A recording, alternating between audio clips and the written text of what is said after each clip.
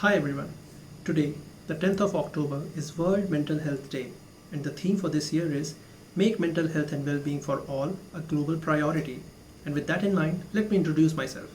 I am Dr. Vidit Singh, your friend who is also a psychiatrist.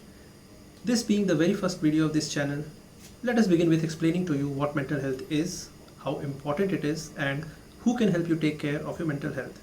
You may think you know this already, but let's find out if you really do. First off, what really is mental health? Now, our body is a fascinating entity, and each part of it works in conjunction to help us carry out our daily activities.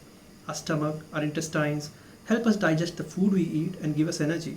Our heart pumps blood to all parts of our body so that oxygen reaches every part, and we get this oxygen with the help of our lungs.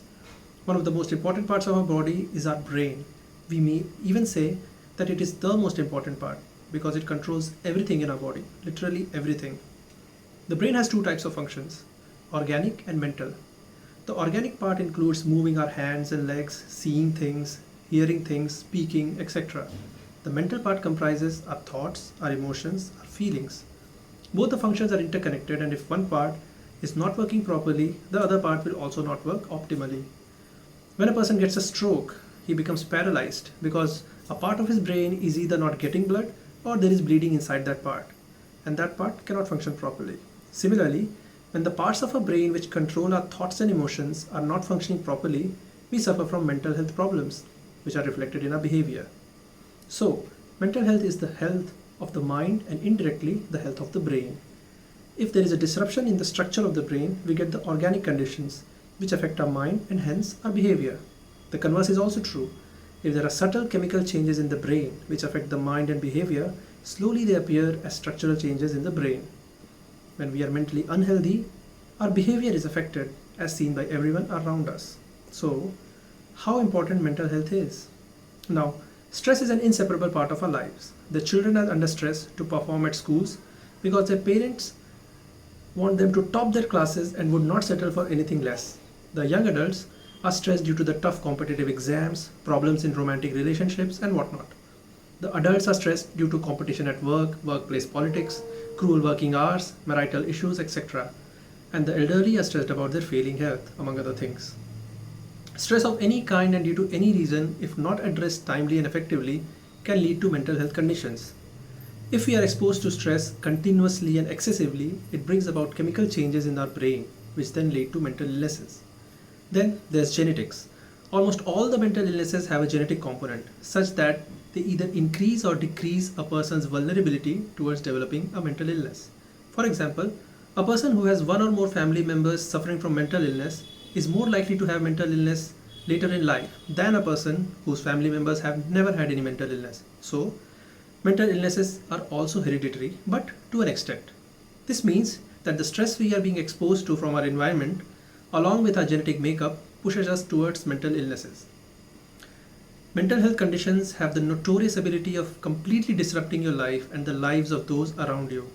Just like a person who has suffered a stroke and is paralyzed needs constant care, a person with a serious mental illness is unable to carry out his routine activities of life properly and needs to be taken care of.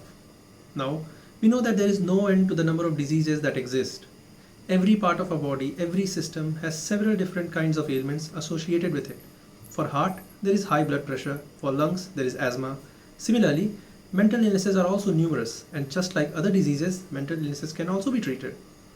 Which brings us to the last question. Who can help you take care of your mental health? Mental illnesses are complex and cannot be treated by medicines and procedures alone, at least not as effectively. There are two kinds of mental health professionals, psychiatrists and psychologists. Psychiatrists are doctors who have a bachelor's degree in medicine and surgery and additionally specialize in psychiatry. They are licensed to prescribe medicines for the treatment of mental health conditions.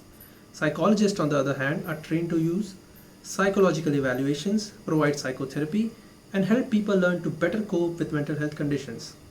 Both psychiatrists and psychologists usually work in collaboration to treat a patient suffering from a mental illness. Not that they cannot work alone, but there are conditions applied. We will explain more about why and how mental illnesses happen, what we can do to avoid becoming mentally ill, and what we can do if we actually become ill. Also, how you can choose which mental health professional you should seek help from, in our next video.